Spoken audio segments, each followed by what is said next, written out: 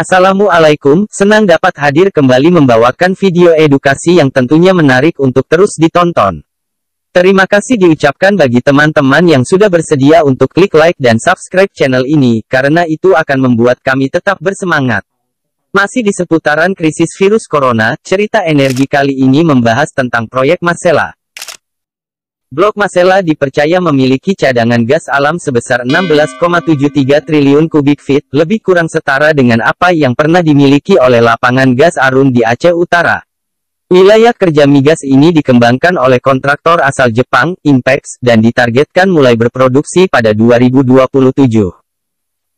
Selama pandemi virus corona merebak, pengembangan lapangan migas lepas pantai banyak yang tertunda. Kondisi yang terjadi tak hanya di Indonesia, proyek-proyek migas raksasa di Teluk Meksiko bahkan sudah duluan kena imbasnya. Wajar bila kemudian muncul komentar pesimis dari pakar migas terkait dengan pengembangan lapangan gas. Proyeknya itu dinamai sebagai proyek lapangan gas abadi. Terletak di Laut Arafuru, Blok Masela berbatasan langsung dengan garis terluar wilayah kedaulatan Indonesia. Saumlaki merupakan kota terbesar yang terdekat dengan lapangan gas offshore yang dimaksud. Itu pun jarak tempuhnya tak kurang dari 150 km perjalanan mengarungi lautan. Wilayah kerja Blok Masela jika diukur luasnya sekitar 2.500 km persegi, memiliki kedalaman laut antara 400 hingga 800 meter. Dengan kondisi alamiah seperti itu maka perlu modal sebesar 20 miliar USD supaya lapangan gas ini dapat on-stream. Proyek ini boleh dikata sebagai proyek yang sempat mangkrak. 20 tahun lamanya sejak ditanda tangani kontrak pada 1998, proyek ini tak sempat digarap. Konon kabarnya akibat tarik ulur kebijakan, baik di level pusat maupun daerah.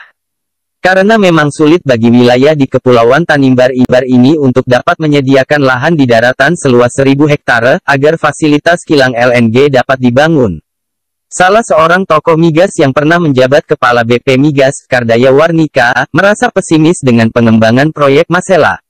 Doktor Ekonomi Energi dari Université de Lyon Prancis ini menambahkan, Inpex Corporation dan Shell Indonesia selaku kontraktor Blok Masela ternyata tidak berani mengambil risiko investasi di sini.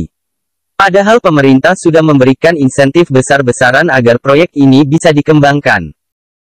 Sebagai pakar migas yang juga terpilih sebagai anggota DPR RI, Kardaya Warnika menyatakan bahwa Blok Masela akan bernasib sama dengan proyek Natuna de Alpa. Proyek yang dikenal sebagai Blok East Natuna itu sudah dimulai lebih awal pada sekitar tahun 1989 atau 1990. Tapi gagal diproduksikan karena kondisi alamiah lapangan di mana kandungan gas CO2 terlalu banyak. Dan Kardaya menilai profil Blok Masela punya kesamaan dengan East Natuna. Dengan pengalaman operasi selama ini, pasti kontraktor akan semakin khawatir dengan investasinya. Sebab permasalahan Blok Masela tidak sebatas urusan teknis semata, tapi juga masuk ke ranah kebijakan dan birokrasi di mana kepastian itu adalah barang yang sangat langka.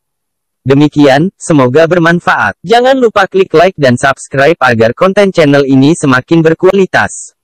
Wassalam.